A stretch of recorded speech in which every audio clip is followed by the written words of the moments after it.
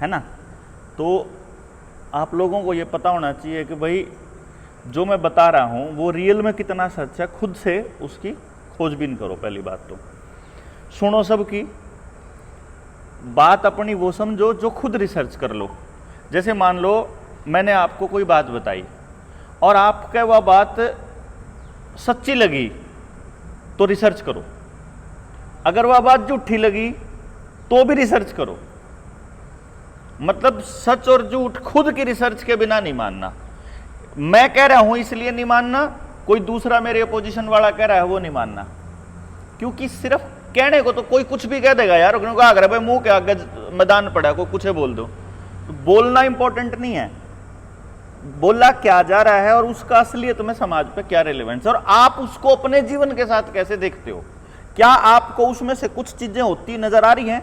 अगर आ रही हैं तो फिर उसको उस एंगल से देखना स्टार्ट करो, क्योंकि कोई भी चीज वैसी नहीं होती जैसी वो नजर आती है, कोई भी नहीं होती।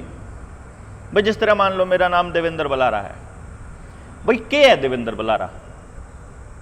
कोई कहेगा एक मास्टर था, कोई कहेगा भाई जनता सरकार मोर्चा का आदमी है, कोई कहेगा भाई चंडीगढ़ रहा कर है, कोई कहूगा क्रांतिकारी है, कोई कहूगा एक 8 मास का पुतला है भाई ईसा ईसा इतना कद है, वो के गोरा सा वो है के ईसा ईसा बोला कर है।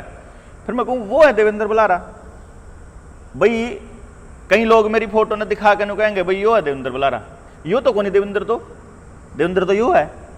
तो देवेंद्र यो है या फिर जिसके भीतर जोड़ सी वह आत्मा क्या करा पा है, जब वाली कट जाए तो फिर यो देवेंद्र रह जाएगा, फिर कहूँगे डेड बॉडी है, वही नुकानु सिर्फ है उसके बिना। तो देवेंद्र क्या है इस बात को समझने के लिए अपने को खुद देखना पड़ेगा ना भाई, असलियत में देवेंद्र क्या है।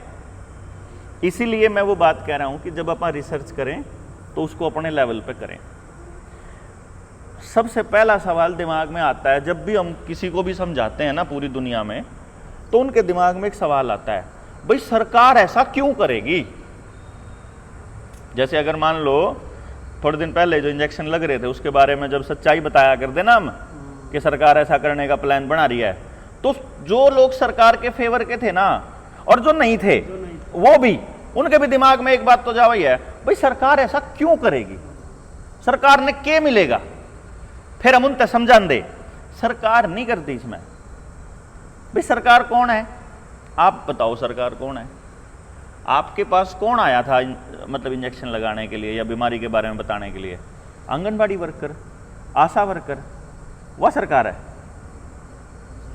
अगर वह सरकार होती, सरकार का वो हिस्सा था जो तुम्हारे पास आया, लेकिन उस तक कहोगे तो वो नुकोगा भाई सरकार तक कहो जागे।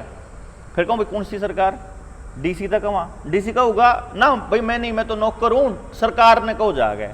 सरकार कौन, एमएलए? बोला ना मैं नहीं, मुख्यमंत्री की चाल है, मुख्यमंत्री तो रजावा भाई तो। बोला ना ना केंद्र वाली सरकार, प्रधानमंत्री तो रजावा। और उनका देगा बोला ना ना ये बिल गेट्स कहने लग रहा, इतनी बड़ी बड़ी कंपनियां कहने लग रही, WHO कहने लग रहा। भाई WHO सरकार है गे, WHO ने कहा तो हमारे ऊपर सारी पाबंदियां लगा दी। तो जब WHO के एजेंडे को हमारे ऊपर आंगनबाड़ी वर्कर के जरिए इंप्लीमेंट करवाया जा रहा, तो आंगनबाड़ी वर्कर को कोई जानकारी नहीं है। उससे पूछोगे ना इसमें क्या है, इससे क्या होता है, क्या साइड इफेक्ट हैं, इससे क्या हो सकता है, कुछ नहीं पता उन्हें। डॉक्टर ने पूछो उसने नहीं पता, MLA ने पूछो उसने नहीं पता, किसी ने पता नहीं, और जबरदस्ती चल रही। हमने बताया तो लोगों ने कहा कि ये तो ना मोदी विरोधी है और सरकार ने क्या मिलेगा ऐसा करके। फिर हमने उनको एक बात बताई, भाई अपनी रोजी रोटी चलाने के लिए मदारी जो है ना वो बंदर को 2-3 दिन भूखा रखा है, पहले भूखा रख के, और फिर जब अगले दिन जब तीसरे दिन जब उसने काम पे लावे तो क्या कहा है, यो डंडी मार के दिखाया कर उसने कि यहाँ बैठ, वो जाके वहीं बैठ जाया कर जब तमाशा दिखावे ना। मतलब वो कैसे होता है कि जिस टाइम पे वो बंदर भूखा है ना, उस टाइम पे जब वो काम कर दे जो मदारी कह रहा है तो उसको एक रोटी का टुकड़ा मिलता है, और जब ना करे तो फिर डंडी मिले। 1 दिन 2 दिन ऐसा काम कर दो तो बंदर ने पता लग जाए कि न्यू करने थे तो रोटी मिला है और न्यू करने थे डंडी मिला है। यानी कि आपकी रोटी जिसके हाथ में है आपको उसके हिसाब से चलना पड़ेगा। और सरकार ने कितना बड़ा गेम खेला कि आपकी रोटी के साथ इस पूरे प्रपंच को जोड़ दिया कि जब नहीं लगवाओगे, जब सर्टिफिकेट नहीं दिखवाओगे तो बैंक में नहीं जान देवें, स्कूल में नहीं जान देवें, हाजरी नहीं लान देवें, तनख्वाह नहीं लिखड़ा है, पिलसन नहीं लिखड़ा है, कोटे में तो राशन नहीं मिला है, दुकान नहीं खोल सकते, बस में नहीं चढ़ सकते, रेल में नहीं चढ़ सकते, विदेश में नहीं जा सकते, पासपोर्ट नहीं बनेगा और सर्टिफिकेट नहीं बनेंगे, मतलब पेपर नहीं दे पाओगे, आप दुकान नहीं कोई खोल सकेगा, मंडी में नहीं जा पाओगे, सामान बेच नहीं पाओगे, सामान खरीद नहीं पाओगे। मतलब उन्होंने ये नहीं कहा कि आप बीमार नहीं होगे, उन्होंने ये नहीं कहा कि साइड इफेक्ट नहीं होएगा, उन्होंने ये कहा तुम्हारी रोटी को हम काबू कर लेंगे। रोटी को काबू किया उन्होंने। कहने का मतलब अगर आदमी गुलाम बनाना है तो उसकी रोटी काबू कर लो। अब इन्होंने किस किस की रोटी काबू कर ली? समाज में एक तबका नहीं बचा जिसकी रोटी काबू ना हो। किसान का तो बीज बाजार से आता है सारा, उसके पास अपना बीज नहीं।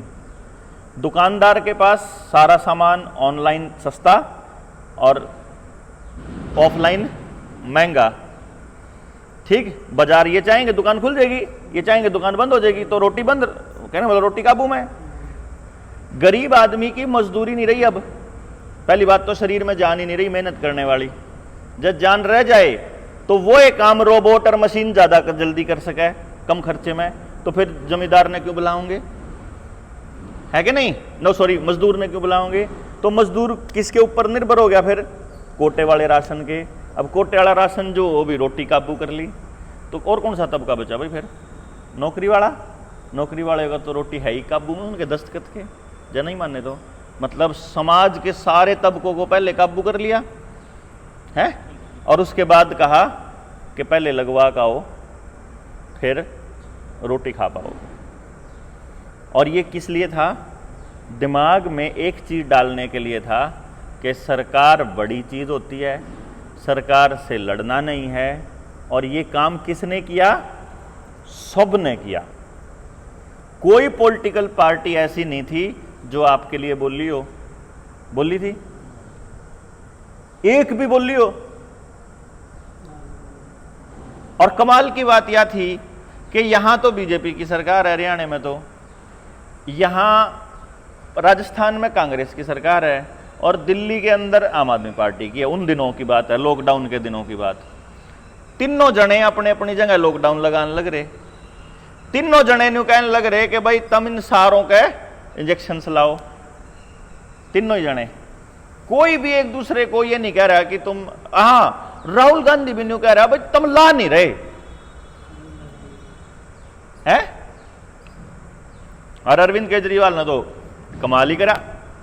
उसने तो जी जब यहां 500 रुपए का रेट था खुली हवा में सांस लेने का, है ना, मतलब बिना मुंह ढके चलने का जुर्माना, दिल्ली में 2000 रुपए था।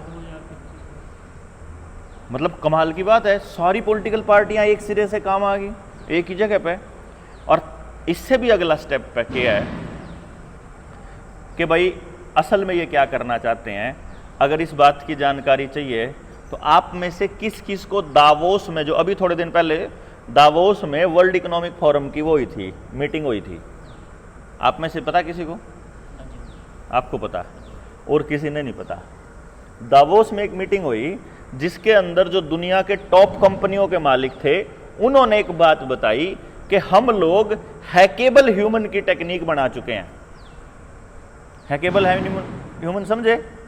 हैकेबल, हैक करने लायक, यानी आदमी को हैक किया जा सकता है। हैक करने का मतलब है कि जैसे वो चाहेंगे वैसे आपको चला सकते हैं। बस वो ये कह रहे हैं, बस उसके लिए इनके शरीर में एक चिप लगी होनी चाहिए, बस छोटी सी। वो चिप कैसे लगेगी भाई? उस चिप तो कैसे लगेगी, और चिप कहां लगेगी, कैसे लगेगी और कहां लगेगी, दो बड़े सवाल हैं। अब मान लो अपना घर है, इन्वर्टर तो आप सबके घर में लगभग होगा। इन्वर्टर के लिए मैंने यो बताओ कि खंबे से जो डोरी आवे वहीं लगाना पड़ता है या कहीं भी लगा लो? है ना। क्यों? क्योंकि सारे घर की वायरिंग पैरेलल में सब जगह होती है, तो कहीं भी लगाओगे सारे घर में वो है। तो अपने शरीर की इस पैर की उंगली के नोक से लेकर के और उंगली की नोक तक सारा कनेक्शन दिमाग से चलता है। दर्द का एहसास हो, हमारी सोचने की क्षमता हो, सब कुछ यहां से चलता है। यानी अपने शरीर में कहीं भी वह चिप लग जाओ, आपके दिमाग को कंट्रोल किया जा सकता है। एलन मस्क ने एक कंपनी खरीदी थी जिसका नाम है न्यूरालिंक। आज से 10 साल के करीब हो गए उसको खरीदे हुए। 6-7 साल पहले तो इसने सुधीर त्याड़ी ने इसके ऊपर खूब बड़ी एक पूरी स्टोरी चलाई थी कि ऐसा चिप लग जाएगी कि आदमी को चलाया जा सकता है, आदमी की मेमोरी को भी रिप्लेस किया जा सकता है। अब सोचो एक कहानी, थोड़े दिन पहले सरकार ने एक दहशत फैलाई, एक बीमारी के नाम पे दहशत फैलाई, और उस दहशत से डरते हुए सब लोग लाइनों में लग गए इंजेक्शन लगवाने के लिए, है ना। इंजेक्शन से क्या क्या हुआ वो तो सबने दिखने लग रहा है। अब तो दिख रहा होगा भाई सभी को, तीसरा किसी ने नहीं लगवाया। अच्छा, आने वाले टाइम में अगर सरकार ये काम करे कि भाई तारे गांव में या गुआंड में या पूरे जिले में कोई भी पैरालिसिस का मरीज हो, जिसका या तो रीढ़ की हड्डी का मरीज हो, जिसे रीढ़ की हड्डी किसी की जुट्ठी पड़ रही है, एक्सीडेंट में खराब हो गई हो, उस मरीज ने उसके मरीज के यहाँ उंगली पे यहाँ कोई एक चिप लगा दें, या फिर यहाँ गर्दन पे लगा दें, और वो या कमर में लगा दें, और वो चिप लगते ही वो आदमी आधे घंटे में 1 घंटे में चलने लग जाए, तो है ना। और साथ में सरकार यह भी लिख दे कि इस चिप के लगाने से डिप्रेशन नहीं रहने का, दुख दर्द नहीं रहने का, और आपको कभी भी परेशानी नहीं आने की, और कभी बीमार नहीं हो गए, जा अटैक होने लगेगा तो 3 घंटे पहले थार पे मैसेज आ जाएगा। अच्छा, थारा शरीर में तो ब्लड प्रेशर कम हो या थारा शुगर हो तो उसने कंट्रोल कर देगी, इंसुलिन का काम भी यही करेगी, और आप जो कहोगे वैसा करेगी। फिर के कहोगे लोग बाग, हम बिलवा हमारे बिलाओ, हमारे बिलाओ, नई लाइन में लग के लवाओगे। ये प्लान है उनका। पहले वो आपको बताएंगे बहुत फायदे की चीज है। सरकार ने आज तक, मैं ये नहीं कह रहा हूं इस सरकार ने, मैं ये कह रहा हूं इससे पहली सरकार ने भी, क्योंकि जो मैं सरकार बोल रहा हूं तो सारी सरकार उसमें शामिल है। भाई चलो एक बात बताओ, आप में से कोई प्राइवेट दुकान पे काम करता है? करे हो? कौन सी दुकान पे करो? शाहबाद में। आपका जो दुकान का जो ओनर है, मालिक है, उसका क्या नाम है? अशोक छाबड़ा। अब अशोक जी जो कहेंगे उस दुकान पे आपको नौकरी में वही करना पड़ेगा। क्यों करना पड़ेगा? मैं तो उनके नीचे हेल्पर हूं ना। क्योंकि आप तो उनके हेल्पर हो, और आपको अपना घर चलाने के लिए उनसे जो राशि मिलती है या जो भी सहायता मिलती है उससे आपका घर चलता है। तो आपको ये पता है कि अगर मैंने उसकी मदद नहीं करी तो मेरा घर चलना मुश्किल हो जाएगा। तो या तो आपको क्या करना पड़ेगा, अगर उसकी बात मना करनी है कोई बात, तो या तो उसकी जगह कोई दूसरा आदमी टोना पड़ेगा जिसकी आप मदद ले सको, क्यों जी, या आपको अपना जुगाड़ करना पड़ेगा। अब एक बात बताओ, सरकार ने किसकी बात माननी पड़ेगी? जोन सरकार बनावे उसकी या फिर मारी? बताओ भाई, सरकार मारी बात मानना है या फिर उसकी मानना है जिन्हें बनाई हुआ सरकार? जो खान ने देवेगा उसी की तो मानेंगे। अब सरकार को मीडिया बनाता है कि हम बनाते हैं? सोचियो कौन बनावे? आपको लगता है कि आप वोट डालते हो, लेकिन आपको ईवीएम के खेल का नहीं पता। ईवीएम को चलाने वाले उद्योगपति जितना लाखों करोड़ों रुपया उसको दान देते हैं उसका नहीं पता। उसकी मदद से जो अखबारों में खबरें छपवाते हैं और टीवी में आता है वो नहीं पता। क्योंकि आपको क्या लगता है कि मीडिया और हम मिलके बनाते हैं, लेकिन मीडिया में वो चलेगा जो उद्योगपति कहेंगे। भाई आजकल आपके लिए आपको राहुल गांधी पप्पू है, ये बात किसने बताई? मीडिया ने बताई। मीडिया एक हफ्ता न्यूज चला देगा ना, ये पप्पू नहीं रहा, तो आप वह भी मान लोगे? क्योंकि जब आपने पिछली मान ली तो नहीं भी मान लोगे, क्या नहीं? देश से बाहर कहां पे मोदी जान लग रहा है, उसने वहां क्या क्या किया। अब ऑस्ट्रेलिया में स्टेडियम के अंदर नारे लगे, मोदी मोदी मोदी, पूरे पूरे नारे लगे। अब उन नारों को लगाने के लिए वहां जो लोग आए थे उनको $2,000 दिए गए थे, उनको बकायदा डिनर लंच का प्रोग्राम किया गया था, उनके घर में पूरा, उनके घर गाड़ी लेने गई थी, छोड़ने गई थी। यह बात तो नहीं बताई मीडिया ने। और वो प्राइवेट कंपनी का प्रोग्राम था, सरकार का प्रोग्राम नहीं था। पूरी दुनिया में जहां भी मोदी के प्रोग्राम हुए सारे इंडस्ट्री उद्योगपतियों ने करवाए थे, कहीं भी सरकार का एक भी कार्यक्रम नहीं हुआ, एक भी। आपको क्या लगा कि दुनिया में बड़ी वाही हो रही है, और ये किसने बताया आपको? मीडिया ने। तो आप क्या सोचते हो और आप किस तरह से सोचते हो, ये कौन तय कर रहा है? मीडिया। और मीडिया किसका है? सारे घराने, सिर्फ दो ही घरानों का है इस टाइम, एक रिलायंस का और एक अडानी का, अंबानी का और अडानी का। सिर्फ दो जनों का मीडिया है, यानी कि दो जने ही सरकार को सबसे ज्यादा दान देते हैं, दो जने ही मीडिया को चलाते हैं। तो सरकार किसके हिसाब से चलेगी भाई? दो जनों के हिसाब से। जब आपसे कुछ लेना ही नहीं, क्योंकि उनको मालूम है कि इन लोगों को तो धर्म के नाम पर जब मर्जी लड़वा लो, इनने तो जात के नाम पर कदी लड़वा लो, कदी कंबो जाटों का बजवा लो, कदी कंबो बामणों का बजवा लो, कदी जाट बामणों का, कदी जाट राजपूतों का। इन्हें पता है कि इन लोगों का तो टेलीविजन पर दिखाना बस, और इनके दिमाग में जहर भरना आसान है। नमस्ते जी। क्यों जी? आपने कभी दंगों को ध्यान से नहीं देखा, दंगों को कभी भी आपने करीब से नहीं देखा, नहीं देखा ना? आपको दंगे हो रहे, इस बात का पता कहां से चलता है? मीडिया से चलता है। अभी दिल्ली के अंदर दंगे हुए, हिंदू मुसलमान के नाम पर दंगे हुए थे। यूं दो गलियां निकल रही है कि यहां तक वाई बन रहा है, एक इधर एक इधर।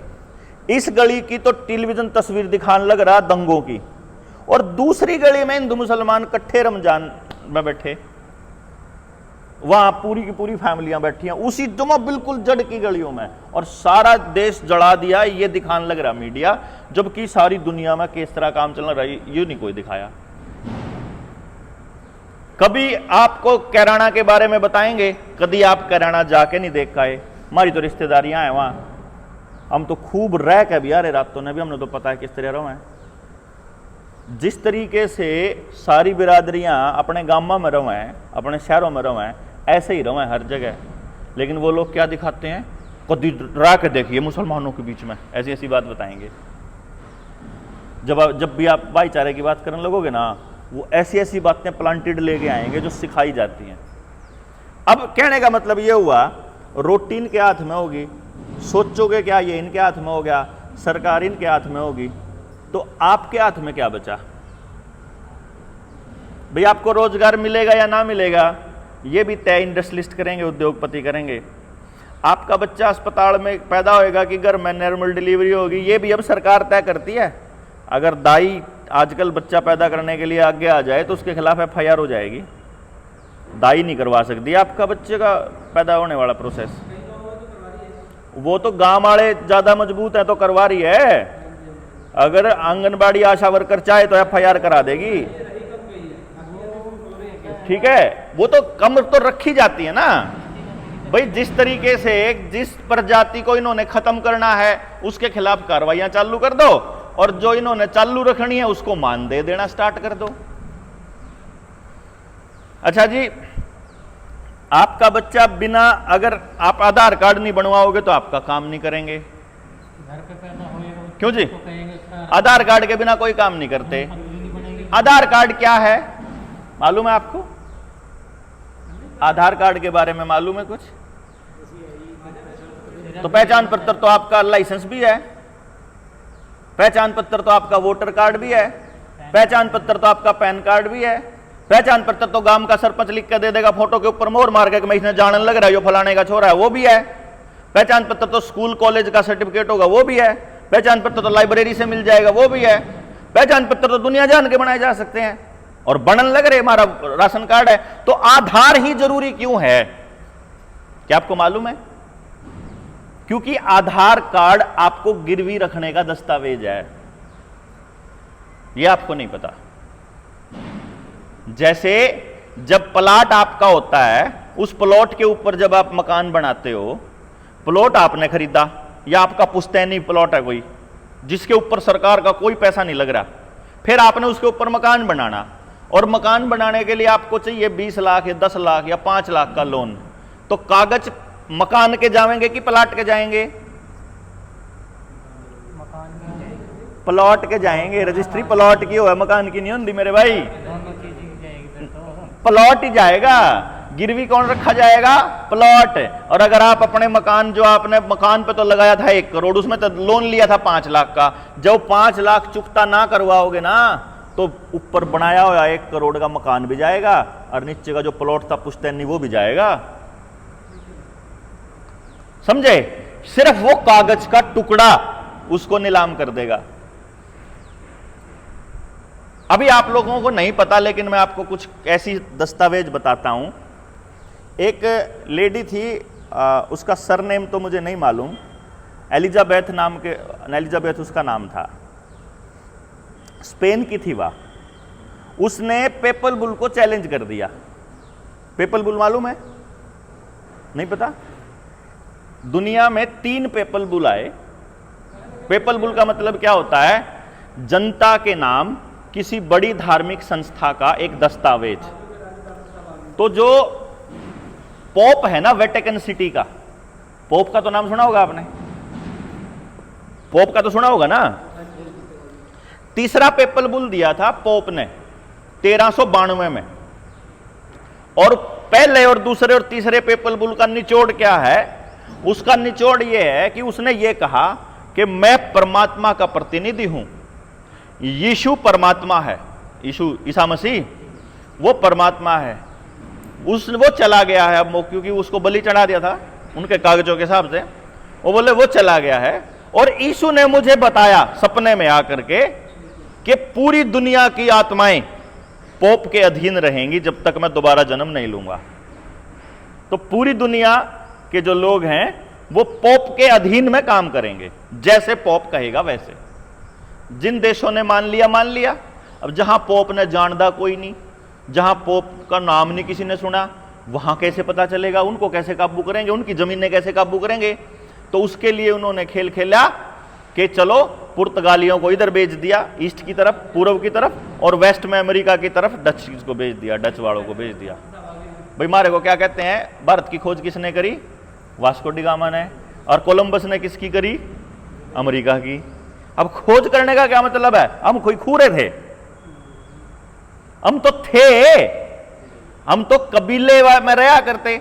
उसने देखा कोलंबस ने, जब वास्को डी गामा ने आकर के, कि यार ये जो क्षेत्र है, उस टाइम इसका नाम भारत नहीं था, देश नहीं था, हम कोई हमारा कोई देश नहीं था, कदे भी नहीं रहा, कदे नहीं रहा।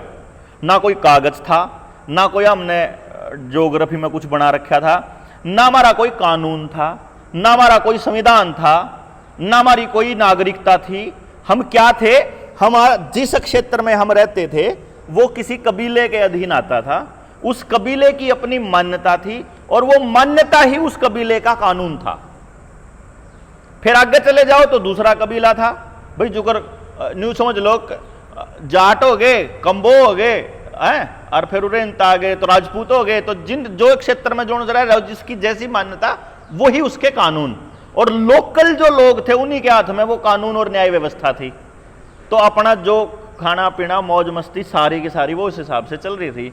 उन्होंने कहा ये तो काबू ही नहीं आने के, क्योंकि इनके आड़ा कानून इन पे नहीं लागू होता, इनके आड़ा इन पे नहीं लागू होता, तो ये सारों को लपेटेंगे कैसे? तो पहले सबको एक लपेटे में लेके आओ। पहले भाई एक चीज होगी जब तो लपेटेंगे ना। भाई जिस तरह उन्होंने जब इकट्ठा करना शुरू किया तो उस टाइम पे सिखों के नए गुरु मतलब खड़े होते हैं और उस पूरे के पूरे साम्राज्य को बचाने के लिए उनसे, और फिर अपना एक नया धर्म का, नए पंथ का निर्माण करते हैं। क्योंकि उनको यह मालूम था कि जिस पंथ आज तक चल रहे हैं इन पंथों में हम रक्षा नहीं कर सकते, क्योंकि इन पंथों के लिए तो उन्होंने नियम बना दिया कि भाई आप लोग तो हथियार नहीं रख सकते, लेकिन रक्षा करने के लिए तो हथियार रखना पड़ेगा। तो उन्होंने अपना पंथ बनाया कि हम रखेंगे, हमारे ये 5 नियम है, हम इन नियमों को नहीं तोड़ेंगे, है ना। वो इसलिए कि वो धर्म में शामिल कर दिया, धार्मिक पॉइंट पे आप कुछ नहीं बोल सकते। तो उन्होंने रक्षा करने के लिए पूरा खेल खेल दिया। अब पेपल बुल को चैलेंज कर दिया एलिजाबेथ ने। उस पेपल बुल में क्या लिखा है कि भारत दुनिया भर की सारी आत्माएं मेरी गुलाम है, पोप की गुलाम है। तो उसने एफिडेविट दिया। एफिडेविट की क्या खासियत होती है मैं बताऊं। पेपल बुल मतलब एफिडेविट। एफिडेविट की क्या खासियत होती है कि यदि उसको चैलेंज ना किया जाए 28 दिन तक, तो बाद में 90 दिन के बाद वो कानून का रूप ले लेता है, वो नियम बन जाता है।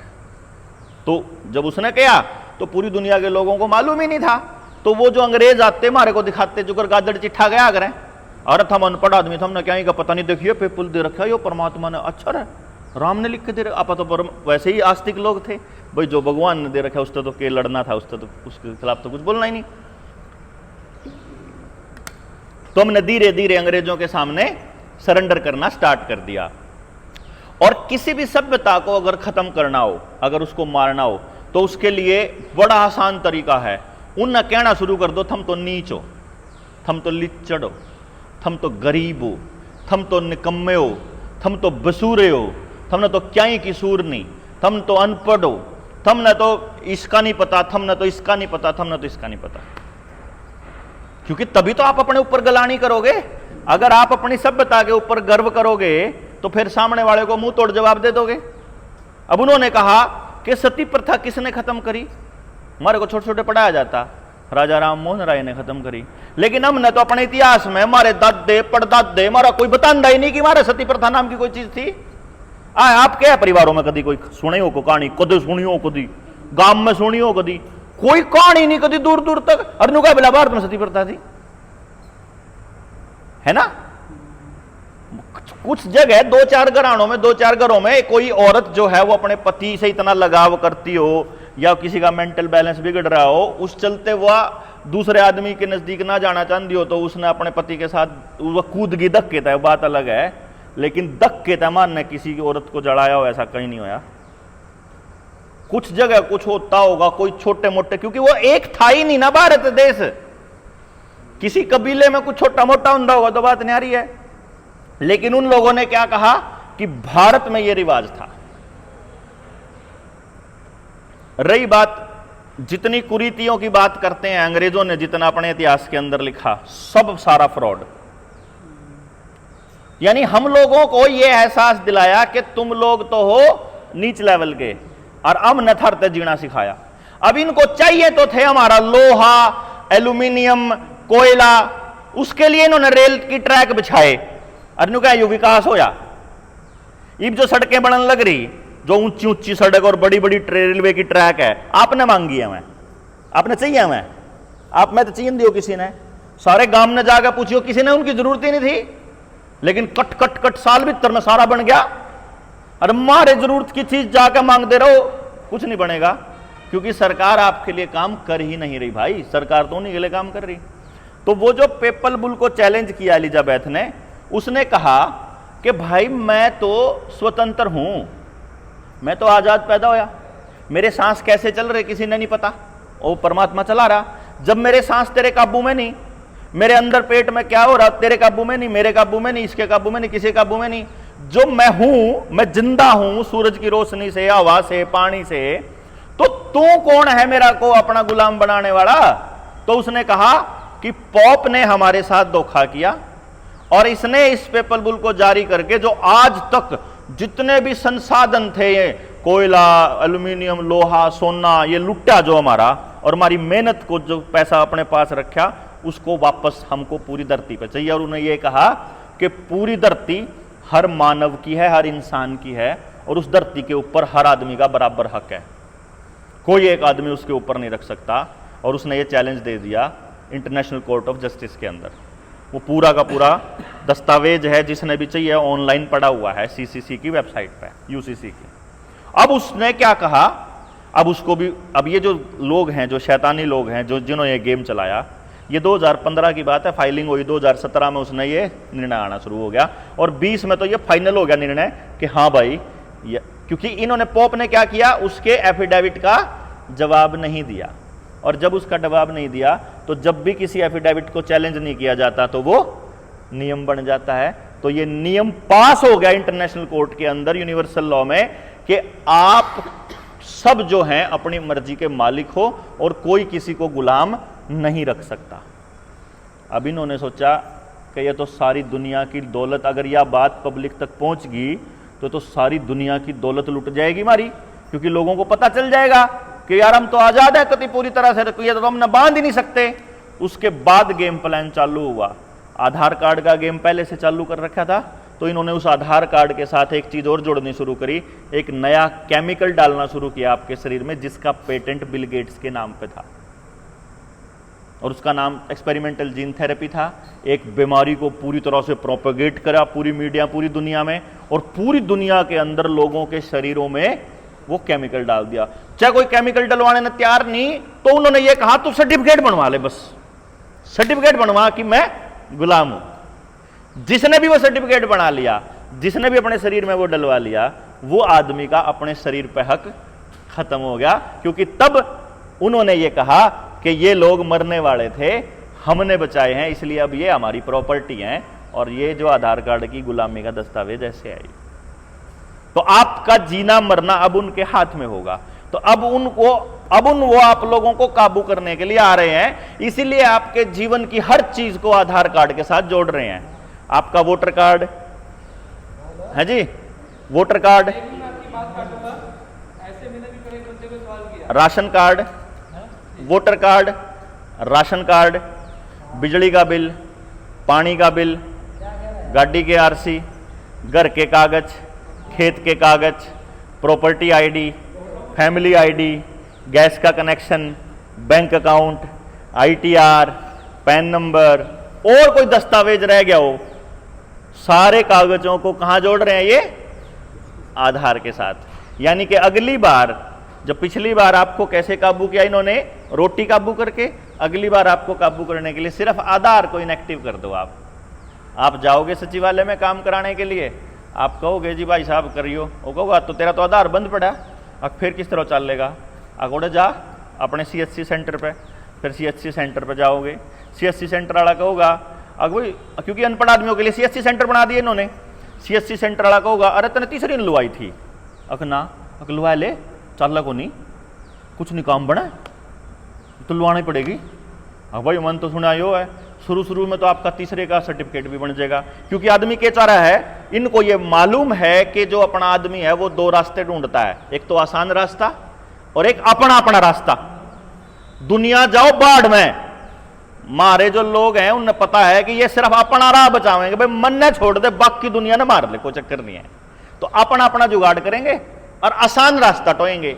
लड़ने वाली लड़ाई जिस तरह मेरा छोरा 9वीं में था, 10वीं में था, अब उन्हें क्या लोग वाले भाई नहीं तो स्कूल में नहीं बढ़न देंगे। मैंने कहा तुम किस तरह नहीं बढ़न दोगे, मैं बाहर धरना दूंगा। उन्हें सोचा यू धरना देगा, पागल आदमी है, उन्हें बढ़न दिया। फिर नु बोले भीतर पेपर नहीं दे सकता, मास्टर जी कहने लगे कि कैंप लगेगा तो लुआने पड़ेंगे। मैंने कहा सुन ले, मेरे छोरे कहने ला देगा चाहे कुछ हो जियो, याडा रोड़ा हो जाएगा, मन ने किसी भी लेवल पर जाना पड़ो मैं चला जाऊंगा। फिर कहने लगे पेपर नहीं दे सकता। मैंने कहा मैं तेरे कागज के टुकड़े के लिए अपना शरीर सरेंडर कर दूं? रपाओं के लिए शरीर सरेंडर करने का काम तो वैश्या का हुआ है, दबाव में आके या कैसे भी, वो भी तो मजबूरी में करे ना काम यो, तो हम हमारे पे भी वही काम कराओगे तुम। मेरा शरीर है, मैं इसकी रक्षा नहीं कर सकता तो मेरे को जीने का हक नहीं, सीधी सी बात है। अपने शरीर की डिग्निटी और अपनी इज्जत बचाने के लिए मैं जिस हाल पे लड़ना पड़ेगा मैं लड़ूंगा, और अपने बच्चे की इज्जत के लिए भी लड़ूंगा, उसके शरीर के लिए भी लड़ूंगा। मैं अपनी बाण बेटी, अपने बेटे का शरीर तुम्हारे आगे सौंपूंगा नहीं। आज मैं शरीर का यो हिस्सा देने लग रहा, कल ना कोई और हिस्सा सारे आगे दे दूंगा। किसी ने नहीं सोचा यार, कमाल की बात है, और सरेंडर कर दिया और वो लोग इसमें कामयाब हो गए। 2020 से चालू कर दिया इन्होंने प्रोग्राम, 26 जनवरी 2021 से तो पूरी स्पीड खींच दी इन्होंने फिर। और उसके बाद इन्होंने कहा हमने तो पूरी दुनिया में सबका एक एक सर्टिफिकेट इनको मेन इंपॉर्टेंट था। भाई चल 7-8 तक जाएंगे तो बहुत बढ़िया बात है, इतना तो पूरी तरह कंट्रोल हो जाएंगे। नहीं होंगे तो एक सर्टिफिकेट जिन्हें बना लिया उसके शरीर पर तुम्हारा हक है ही, और उसके बाद जो इनकी संतान आवेंगी उनका पैदा होने के साथ लगावांगे हम यो इंजेक्शन। तो ये पैदा होने के साथ डॉक्टर सब पहले हम आपसे पूछे बिना 2 तो ठोक के लिखड़े बार, पता आपने इस बात का? 2 इंजेक्शन तो आपसे पूछे बिना ठोक के निकले भाई साहब। और आधार कार्ड बने बिना आप पेंडा नहीं छुटा सकते अपने बालक का, वहां तक नु कहा बोला जन्म का सर्टिफिकेट नहीं बनेगा अगर आधार कार्ड नहीं बनवाओगे। तो आपको जानबूझकर मजबूर किया जाता है कि आप अपने आप को सरेंडर करो, आप अपना जमीर उनके यहां गिरवी रखो, आप अपनी आत्मा को उनके यहां गिरवी रखो। और एक दूसरे के लिए बोलने की हिम्मत आपको इसलिए नहीं करनी, एक तो बिजी रखना है आपको, और दूसरा आपको लड़ा के जरूर रखना है। क्योंकि अगर आप मेरे से किसी भी मुद्दे पे अगर आप मेरे से भिड़ोगे नहीं, भाई मान लो अपना भाईचारा निकल आया कहीं कहीं तक गांव का गुआंड का, फिर आप कहोगे भाई इस गल तो लड़ना नहीं, फिर कहोगे यूं तो हमारी पार्टी का विरोधी आदमी है, पार्टी का नहीं मेरे नेता का विरोधी हो जाएगा। मतलब आप किसी ना किसी एंगल में उस आदमी के विरोधी खड़े पाओगे कहीं ना कहीं। वो ऐसा इंतजाम करने लग रहे हैं आपकी नसों के अंदर, वो घुसान लग रहे हैं और आपको मालूम ही नहीं है, और उसके लिए इस्तेमाल कर रहे हैं नेताओं का, सरकारों का, मीडिया का और आपके ही बीच में आए हुए सरकारी लोगों का। इनसे बचने के रास्ते आपको खुद ढूंढने पड़ेंगे और कोई राह नज़र में नहीं आता। और इससे बचने का एक ही रास्ता है, एक ही रास्ता। सबसे पहली बात, आपके जीवन के मूलभूत जो ज़रूरतें हैं उनके लिए फैसला लेने का हक वहाँ के लोकल लोगों का होना चाहिए। कोई एमसी, कोई पंचायत, कोई सरकार, कोई एमएलए एमपी का नहीं, वहाँ के लोकल लोगों का। यानी हमने जो नियम बनाया, जो जनता सरकार मोर्चा वालों ने, उन्होंने क्या कहा कि जल, जंगल, जमीन और जानवर, इन 4 चीज़ों के बारे में फैसला लेने का हक किसका होना चाहिए? लोकल लोगों का।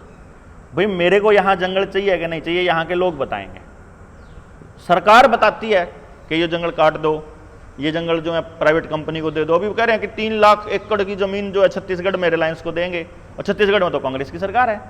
भाई अगर मान लो मौजूदा बीजेपी सरकार ने कोसने लगो, वहाँ तो कांग्रेस की थी जिस टाइम पे सौंपी थी। है राजस्थान में जो काम होने लग रहे हैं, राजस्थान ने नियम बना दिया, पहला राज्य था जो मास्क ना पहनने पे कानूनी जुर्म साबित करने वाला। राजस्थान पहला राज्य था गुजरात के बाद जिसने कहा कि आप गाय नहीं पाल सकते 1 से ज़्यादा। राजस्थान पहला राज्य था जिन्होंने नियम बनाए इस तरह के कि आपको उस जाल के अंदर फंसाया जा सके, जिस जाल का बहुत बड़ा एक जाल है जिसका नाम आधार कार्ड है। ये भी लोगों को नहीं पता। आपकी शिक्षा व्यवस्था, आपके बच्चे की पढ़ाई आपने नोटिस नहीं करी कभी भी। आपके बच्चे की पढ़ाई को जानबूझकर ऐसा बनाया गया है कि सवेरे 6 बजे से लेके रात के 8 बजे तक आपके बच्चे के पास उस किताब के अलावा और कुछ सोचने का मौका हो तो टेलीविज़न और मोबाइल हो, बस, इससे ज़्यादा नहीं। मतलब आधार कार्ड सरकारी दस्तावेज नहीं है, आधार कार्ड प्राइवेट कंपनी का बनाया हुआ है। नंदन नीलकेणी इसका मालिक है और नंदन नीलकेणी ही इसको चलाता है। और इसका सारा का सारा जो डॉक्यूमेंट हैं वो सारे के सारे वहीं चल जाते हैं जहां से विंडो आती है। विंडो और एंड्रॉयड किसका मालिक है? Bill Gates. जिसके नाम पे बीज हैं, जिसके नाम पे ये ड्रोन वाली टेक्नोलॉजी है, जिसने पेटेंट करा रखा है इस बीमारी का, जिसने पेटेंट करा रखा है इसके इंजेक्शन का, और वो कौन है? Bill Gates. तो आधार कार्ड की जानकारी, अच्छा, हर अस्पताल के अंदर, हर सचिवालय के अंदर, हर सरकारी डिपार्टमेंट के अंदर इन्होंने प्राइवेट कंपनियों के लोग बिठा दिए। वो प्राइवेट कंपनियों के लोग ही आपके दस्तावेज को संभालते हैं। उनका पर्पज है आपका डेटा इकट्ठा करना, आपके कागज इकट्ठे करने, क्योंकि डेटा ही अगला जो हथियार जो होगा ना, अगला हथियार, वो डेटा है आपके खिलाफ। जैसे शाहबाद के एमपी, मान लो एमएलए का इलेक्शन होने लगा, तो शाहबाद में जितने भी वोटर कार्ड हैं बने हुए, वो वोटर कार्ड किस आधार कार्ड के साथ जुड़ रहे उसका पता, वो आधार कार्ड कौन से मोबाइल नंबरों के साथ जुड़ रहे वो भी पता, वो मोबाइल नंबर कौन सी फेसबुक आईडी के साथ है, कौन से व्हाट्सएप आईडी के साथ है, कौन सी ट्विटर के साथ है, वो भी पता। तो उनको क्या करना है कि सिर्फ एक जोन सेलेक्ट करना, शाहबाद, तो शाहबाद विधानसभा पर क्लिक करना, वो वाली पोस्ट सिर्फ शाहबाद वालों के पास जाएगी, वो वाली पोस्ट शाहबाद वालों के पास नहीं जाएगी। जोन सी रोकनी वो भी रोक भी देंगे, जो लेके जानी वो लेके जाएंगे। जिस एरिया में दंगा कराना वहां के लिए चालू कर देंगे पोस्ट। वो कंट्रोल्ड होता है सारा का सारा खेल।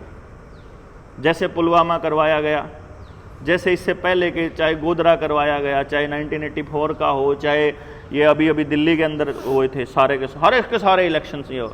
अभी ये दंगा कराने की प्लानिंग में है, दंगे हो नहीं रहे हैं इनसे, तो अब इनका चांस ये है कि शायद ये नवंबर में ही सरकार गिरा करके दोबारा से इलेक्शन करवा दें, नवंबर में ही अगर चुनाव हुए तो। जब तक सारी पॉलिटिकल पार्टियां इकट्ठी होंगी इतनी देर में तो ये चुनाव भी करवा देंगे। फिर कहाँ जाएंगे? फिर लोगों को लगेगा कोई ऑप्शन नहीं है। कहने का मतलब ये हुआ कि सरकार बदलने से हमारी हालत बदलने वाली नहीं है। क्योंकि जैसे ही पॉलिटिकल पार्टियों के लोग ये देखेंगे कि जनता में मौजूदा सरकार के लिए गुस्सा है, तो वो क्या करेंगे, दूसरी अपोजिशन पार्टी में जाके शामिल हो जाएंगे। क्यों जी भाई, कल न जिस पार्टी का आपका दिल बन रहा होगा उस पार्टी में जाएंगे, तो ये लोग उधर जाके बैठ जाएंगे। तो आपकी क्या मजबूरी, फिर उस पार्टी को दोगे तो मतलब इन्हीं को फिर दोबारा दोगे। क्योंकि जिस टाइम पे 288 एमपी थे 2014 में, 144 तो उसमें से 282 थे, 282 में से 144 तो वो थे जो पहले यूपीए में थे, पार्लियामेंट के मेंबर। तो अब की बार जो बने हैं अब तक पिछले 8 साल में, अगली बार में सारे के सारे यूपीए में चले जाएंगे, तो फिर आपको देना पड़ेगा इन्हीं का साथ। कहने का मतलब है, अच्छा आप दूसरी तीसरी पार्टी में जाओगे, तीसरी पार्टी वाले और कह रहे आ जाओ जो से मर्जी आ जाओ हमारी पार्टी में है, उसमें चले जाओगे, उसको भी। पार्टियां बदलना समाधान नहीं है। समाधान क्या है, अगर इसके समाधान पे चर्चा करें, पहले नंबर पे आप ये देखो आपके बच्चों के लिए आपके लोकल लेवल पे क्या कोई चीज़ अवेलेबल है कि नहीं है। क्योंकि आपको डिस्कशन का लेवल भी नहीं पता क्या करना है, कैसे करना है, क्योंकि वो भी मीडिया तय करता है। जैसे मेरे गांव में पढ़ाने के लिए 7 या 8 टीचर्स आते हैं, तो 7 या 8 टीचर अलग अलग गांव से आते हैं। क्यों भाई, उनके गांव में स्कूल नहीं है, उनको उठ के मेरे स्कूल में क्यों आना पड़ता है? क्या मेरे गांव में मेरे स्कूल में पढ़ाने के लिए योग्य टीचर नहीं है? अगर नहीं है तो क्या मेरा गांव पूरा का पूरा इतना निकम्मा है कि टीचर्स तैयार नहीं कर सकता अपने गांव के बच्चों को तैयार करने के लिए? मेरे गांव के पास इतनी जमीन पड़ी है, क्या मैं अपने बच्चों के लिए रोजगार के साधन अपने स्थानीय क्षेत्र में नहीं कर सकता? क्या मेरे लोग आपस में मिल करके अपने आप सुविधाजनक जीवन कैसे बिताएं, इसके नियम नहीं तय कर सकते? और अगर नहीं कर सकते तो फिर इनके गुलाम बने रहो, और अगर इनसे गुलामी चाहिए तो अपनी आज़ादी के लिए अपने नियम तो तय करने पड़ेंगे। क्यों जी? अगर सरकारों की गुलामी नहीं करनी है, उद्योगपतियों की गुलामी नहीं करनी है, तो उसके लिए तो अपने नियम खुद तय करने पड़ेंगे। क्योंकि स्थानीय स्तर पर अगर सारी चीजें मुहैया हो जाएंगी तो फिर आप अपना घर छोड़कर नहीं जाओगे, और अगर आप घर छोड़कर नहीं जाओगे तो फिर आप जीडीपी का बड़ा हिस्सा नहीं बन पाओगे। अगर आप सरकारी अस्पताल में इलाज करवाते हो तो जीडीपी नहीं बढ़ती है, प्राइवेट में करवाते हो तो बढ़ती है। सरकारी स्कूल में आपका बच्चा पढ़ता है तो जीडीपी नहीं बढ़ती, लेकिन प्राइवेट में पढ़ता है तो वहाँ बस भी लानी पड़ती हैं, आया भी रखनी पड़ती है, सीसीटीवी कैमराज भी लाने पड़ते हैं, डीजल का खर्चा भी होता है, बाहर से भी लोग आते हैं, कंप्यूटर का खर्चा भी होता है, तो वहाँ पे जीडीपी बढ़ती है। यानी कि अगर स्थानीय लेवल पर ही आप अपना काम चलाने लगोगे तो जीडीपी नहीं बढ़ती। और जीडीपी का जो फ्रॉड है, जो कॉन्सेप्ट है, ये उन्हीं उद्योगपतियों ने खड़ा किया जिन्होंने रुपए के नाम पर हमसे छल किया। रुपए के नाम से आपके साथ कितना छल हो रहा पता है आपको? नहीं पता? जैसे मैं अगर आपको कहूं कि 100 रुपये देना एक बारी है, 100 रुपये, मान लो मैंने भाई से 100 रुपये मांगे, अब इन्होंने 50 रुपये दे दो, 100 दे दो, 500 दे दो, कुछ भी दे दो। अब मैंने 50 रुपये मांगे, इन भाई ने मेरे तैयार दिए। अब ये क्या है? 50 रुपये है ना जी। लोग इसको 50 रुपये मानते हैं, जबकि ये 50 रुपये नहीं है। कैसे? आप अपने पास अगर 1 रुपया पड़ा हो किसी के पास, तो एक बार गौर से उस 1 रुपये को देखना घर जा करके, जिसके पास पड़ा हो। उस 1 रुपये पे लिखा होता है 1 रुपया, और ऊपर लिखा होता है भारत सरकार, बस भारत सरकार, और नीचे लिखा है 1 रुपया। इसके अंदर क्या लिखा है? इस पे कहीं भी भारत सरकार नहीं लिखा हुआ, ऊपर लिखा है रिजर्व बैंक ऑफ इंडिया, और नीचे लिखा है मैं धारक को 50 रुपये अदा करने का वचन देता हूं, और नीचे गवर्नर के साइन। यानी कि ये 50 रुपये नहीं है, ये 50 की पर्ची है। क्या नहीं करता? 50 की पर्ची दी भाई, 100 की पर्ची दी भाई, ये पर्ची है। पर्ची कैसी? जैसी आड़ती की पर्ची होती है, जो अगर आड़ती दे दे भाई 100 लीटर डीजल की पर्ची दे दी, अब वह पर्ची बाई दो रही थी, इन्हें मेरे तक पकड़ा दी, तो मैं ले लूंगा 100 लीटर डीजल, मैं बाई दे दूंगा तो बाई ले लेगा जाके 100 लीटर डीजल। जिस पे भी वह पर्ची होगी वो 100 लीटर डीजल ले लेगा, और उस पेट्रोल पंप वाले को पैसे कौन देगा? आड़ती, क्योंकि आड़ती की पर्ची थी। अब ये पर्ची किसने दे रखी? रिजर्व बैंक के गवर्नर ने। इस गवर्नर ने क्या कह रखा कि जो भी धारक है मैं इस धारक को 50 रुपए अदा करने का वचन देता हूं। हमने भारत सरकार से पूछ लिया, आरबीआई से, कि जो तुम लिखो 50 रुपए अदा करने का वचन देता हूं, ये तो 50 रुपए तो यहां नहीं है, तो 50 रुपए क्या है? हाँ जी, हमने क्या कहा कि 50 रुपए क्या है? फिर हमारे बुड्ढों की एक बात याद आवे, हमारे अंकल जी हैं, इन्हें पता होगा। आपके टाइम में एक बात प्रचलित थी, नई पीढ़ी तो पता भी नहीं होगा। अपने बारे अपन क्या कर दे भाई, सरकार जितने भी नोट छापे है उनके बराबर का सोना रख लिया करे। क्या करें ना अंकल जी? मगर जितना भी नोट छापे सरकार उतने रुपए उतने का सोना अपने पास रख लिया करे, ऐसी बोलती है सरकारें। तो सरकार जब रख लिया है, किसी ने भी नहीं पता कितना सोना रख लिया, ये तो नहीं पता ना। तो हमने सरकार से पूछा भी और रुपया क्या है, तो सरकार ने हमारे को कागजों में लिख के दिया कि जो मानक स्टैंडर्ड है जो कानून के हिसाब से, वो 1 रुपया बराबर 777 मिलीग्राम सोना, पौना ग्राम सोना। समझो बात ने, पौने ग्राम सोने की कीमत आज लगभग ये जो कागज के टुकड़े आपके पास है ना, नोट, ये बनेंगे लगभग 5000 के, 4800 के। यानी हमारा 1 रुपये की कीमत ऐसे 5000 रुपए के बराबर है, लगभग। इसलिए हमने सरकार फिर बाकी लोगों को कहना शुरू करा, भाई अगर इस जाल से मुक्ति पानी है ना, एक काम करो, जनता सरकार मोर्चा के साथ जुड़ जाओ। जनता सरकार मोर्चा के आदमी तुम लोगों को प्रॉमिस करते हैं, आप लोगों का कितना ही बड़ा कर्जा है, अरे आपके जानकारों का, आपके दोस्तों का, आपके रिश्तेदारों का, जिस पे कर्जा पुग नहीं रहा वो मारते दो केस, हम तारेंगे उसका कर्जा, जिस पे पुग नहीं रहा। और जिसने वैसे मस्ती में करना हो वो भी दे दो मारते केस। जिन्हें न्यू करना हो ना भैया देखांगे हम करके, जिसके अगर रोज बैंक वाले आंदे हो, रोज फोन आंदे हो रिकवरी वालों के, और उस पर कर्जा नहीं पाट रहा। यहाँ ट्रांसपोर्ट वाले हैं जिस तरह यूनियन वाले है ना, या फिर फैक्ट्रियों वाले हैं, सेलरों वाले हैं, जिनका लॉकडाउन में जिनका बिजनेस ठप हो गया, दुकानदार आड़ती हैं, इनसे पूछ लो भाई कोई ऐसा मानस है जिन्हें बैंकों का करोड़, 2 करोड़, 5 करोड़, 10 करोड़ देना है, तो जिस पर ना दिया जा रहा है वो मर दो राजो, हम देंगे थारा। क्योंकि हमने पतासली खेल किया है। बैंक वालों को जब हम चिट्ठी लिखते हैं ना कि तुमने हमारे साथ फ्रॉड किया है, तुम्हारे ऊपर मुकदमा, ये जो पैसे आपकी जेब में है ना, कानून के हिसाब से अगर मैं आज FIR करा दूं तो आपको जेल होएगी सीधी। आप इन रुपयों में ट्रेड नहीं कर सकता, ये फर्जी रुपया है, सरकार ने आपको फ्रॉड कर रखा आपके साथ। असली रुपया कुछ और होता है और उसका पता ही नहीं पब्लिक को। और इन्होंने रोज की रोज उन कानून बदलते चले गए। कुछ लोग कहते हैं 2011 में कॉइनेज एक्ट आया था और नया पेपर करेंसी एक्ट आया था। 2011 में जो संसद में पास करा उसकी संवैधानिक ताकत ही नहीं थी संसद के पास, तो जितने पार्लियामेंट के मेंबर उस टाइम पे थे सारे जेल जाएंगे। लेकिन जेल तो जिब जाएंगे जी मन अकल हो है, मन तो अकल ही नहीं, हमने पता ही नहीं कि सरकार हमारे साथ क्या फ्रॉड कर रही। अगर करने चले तो न्यू लगे, फिर कुछ हो उलझुल बात कहने लग जाए लोग बाग। लेकिन हमने एक चीज सोची, लोग कुछ ही कंदे रहो जी, हम तो बात करते रहेंगे, हम तो आपको बताते रहेंगे। अगर आपको लगता है कि आपने साथ लग के इस लड़ाई के अंदर अपने आने वाली पीढ़ी को बचाना है, तो भाई फिर तो इकट्ठा होना पड़ेगा, रास्ता नहीं है कोई भी। इसलिए हम फिर नवंबर में एक बड़ी सभा का आयोजन करने का प्लान कर रहे हैं।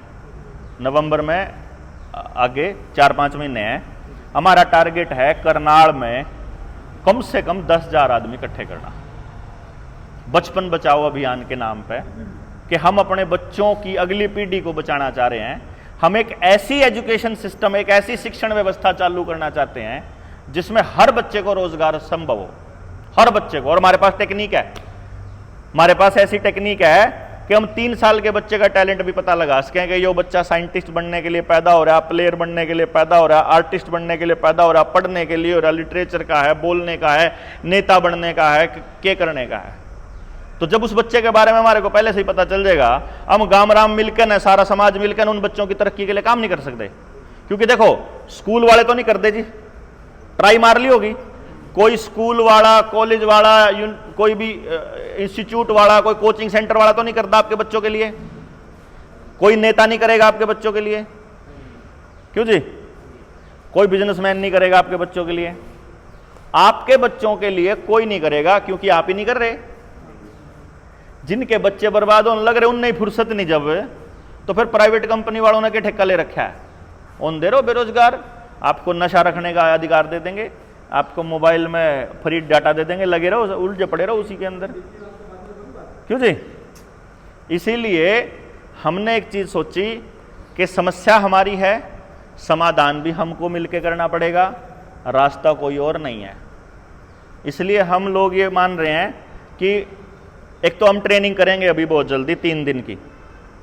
क्या होता है देखो, बातें इतनी ज़्यादा हैं जिनको अगर पूरी तरह से एक्सप्लेन करेंगे तो 3 दिन भी थोड़े पड़ जाते हैं। हम 3 दिन की ट्रेनिंग रखते हैं और ऐसा लगता है यार अभी भी रहेगी बहुत सारी बात, तो दिमाग में डाउट आ गया होगा। आज आपको कुछ चीजें समझ में आई होंगी, भाई ये तो बात सच्ची लगे, कुछ चीजें ऐसी लगेंगी यार ये वाली बात थोड़ी सी ज्यादा बड़ी है। वो सारी बातें आपको समझाएंगे जब 3 दिन की ट्रेनिंग में आओगे। समझे नहीं बात? जब बातें इतनी बड़ी है भाई कैसे समझा देंगे 2 दिन में? तो एक तो आप लोग सारे लूप में आ जाएंगे, जितने भी साथी हैं आप उस ट्रेनिंग में आएंगे, फिर दूसरी ट्रेनिंग, फिर उसके बाद में हम ये जो कार्यक्रम करने जा रहे हैं, और फिर आप अपने एरिया के अंदर, अपने गांव के अंदर अगर ऐसा प्रोग्राम जो एजुकेशन पे हो गया या कर्जे से रिलेटेड हो गया या कोई दूसरे मुद्दे पर हो गया आप करना चाहो तो फिर उसके लिए हमारी टीम आ जाएगी, हम आ जाएंगे जहाँ भी आपको ज़रूरत पड़ेगी। और आने वाले टाइम में जो सरकार हम लोगों को गुलाम करने का योजना बना रही है उससे मुक्ति तो आपको पानी पड़ेगी। फेसबुक में भी डाली हुई है आपने यही चीज़ भी, जो कर्जे हैं हमें, जो कर्जे जो आप हाँ मैंने डाली था, पड़ी हुई है, हाँ हाँ नोट करिए है, फेसबुक पर यूट्यूब पे नंबर है मेरा ना, आप मेरा नंबर उसमें मैंने बता रखा है 9518170000। कैसे कर्जा मुक्त करेंगे? देखो ये तो थोड़ा सवाल सा ऐसा है कि आपको अभी तो कैसे